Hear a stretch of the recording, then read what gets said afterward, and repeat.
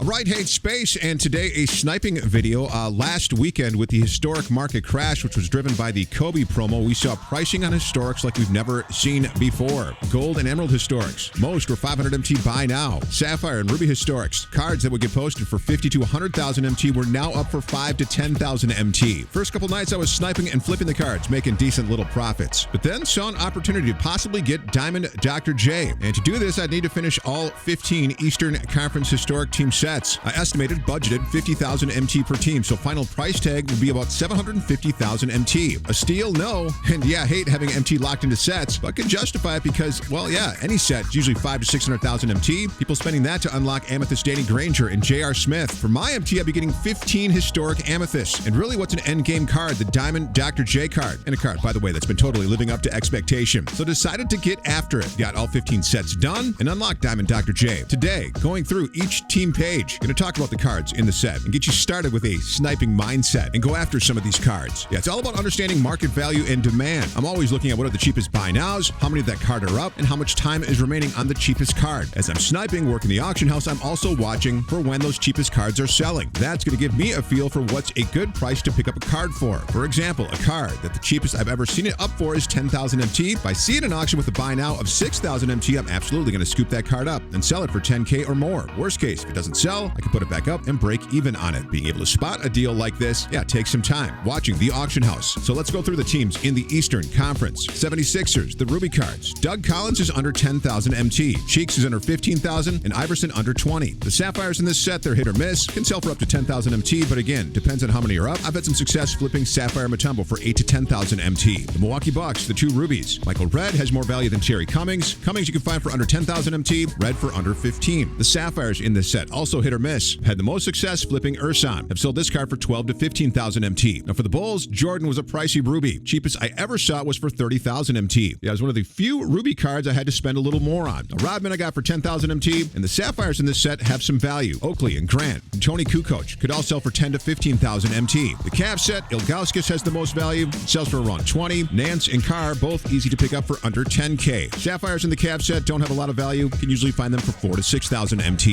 Now the Celtics set, Ray Allen, another higher value Ruby. I picked up mine for 30K and it had a diamond 3-point shoe equipped like that. Antoine Walker sells for 15 to 20K, and a card to watch for is Sapphire Bill Walton. I sold this card for as much as 40,000 MT, and it'll sell pretty quick for 20 to 25,000 MT. So I'm always watching for this card. I find it for 15K or less, I'm absolutely picking it up to flip. The Hawk set, Ruby Kyle Korver, another higher value Ruby. Spent 25K on the card. 30K seems to be the best price you can find on it. Christian Leitner you can find for around 15. Horford and Pete Maravich for under 10. The Sapphires, another card to watch for. Sapphire Jeff Teague. This card will sell for 30 to 40K. Now, Sharif Abdur-Rahim sells for around 8 to 10, and Doc Rivers sells for 6 to 8. Looking at the Heat set, Glenn Rice sells for around 15. Hardaway for under 10. Now watch for Sapphire, PJ Brown and Eddie Jones. Both will sell for around 10, and Mashburn for around 5. The Hornet set, Ruby Eddie Jones has the most value for around 20K. Ruby Morning and Muggsy sell for under 10. Muggsy, one of the lowest value Rubies in the Eastern Conference. Just beware of that. Sapphire Derek Coleman and Baron Davis have some value. Both will sell for around 10. Now if I'm finding either for under 6,000 MT, yeah, that's one of those cards I'll pick up to flip. Knicks, Amari Stoudemire, you can find this card for 15 to 20K. Michael Ray Richardson for around 10 to 12. Now the Sapphires are also hit or miss. I've sold Bill Bradley for as much as 20K, but only because there were none up. But most usually sell for around 5 to 7,000 MT. The Magic, both Ruby cards you can find for under 10. The Sapphires that I watch for, Grant Hill, Vince Carter have value, will sell for 15 to 20K. Nick Anderson and Steve Francis will sell for around 8 to 10. The Nets, the Rubies, Richard Jefferson has the most value, you can find that for around 15. Devin Harris and Kendall Gill, like Muggsy, a lower value Ruby, you can find them for 8,000 MT or less. None of the Sapphires have a ton of value. Most you can find usually for 6 to 8,000 MT. Now the Pacer set for Rick Smits, Ruby Chuck Person you can find for under 10. Jalen Rose for around 15. I keep an eye out for the Sapphires. Herb Williams and Mike Dunleavy both sell for around 8 to 10. Antonio Davis, I pass on, has very little value. Can always find this card for 3 to 4,000 MT. Piston set, Allen Houston and Bill Lambier sell for around 15. Dave, a lower value Ruby like Devin Harris, Kendall Gill and Muggsy. The Sapphires not really worth calling out. Can usually find them for 5 to 6,000 MT. The Raptor set, Mo Pete you can find for under 15. Jose Calderon for under 10. Keep an eye out for Sapphire T-Max, sells for 18 to 20. And Jermaine O'Neal I've sold for around 7 to 8. Again, all depends on how many are up and what are the cheapest buy nows. And finally, the Wizards, Bernard King you can find for under 10. Stackhouse for under 15. Another card to watch out for, Sapphire Robert Pack. I've had some luck selling this card for 20 to 30,000 MT. And Mirasan and Dandridge I've sold for 8 to 10. And that's it. That's the Eastern Conference teams. Was able to snipe and finish them all for around 600,000 MT. So that and and spending 500,000 MT on that Diamond Kobe. That put my MT down to 1.3 million. This week, it's been Christmas break, Tuesday night and Wednesday. Worked the auction house and got my MT back up to 2 million. How did I do this? Mostly sniping and flipping historics. My filter, I'm filtering by card color, by card type, and then adjusting my buy now price range. There are some historics that are out there that'll sell for 70 to 100,000 MT. Now, will you make 700,000 MT in a day doing this? You could. It's all about timing, luck, and having a little strategy. Some of you shared the same success with us on Twitter, and that's great. Yeah, this season, the real-time auction house has been amazing. Plenty of snipes and opportunity to go around. Yeah, and the excuse that I'm on PS4, that it's so much harder to snipe, nah, you're just bad at sniping. Now, Diamond Kobe,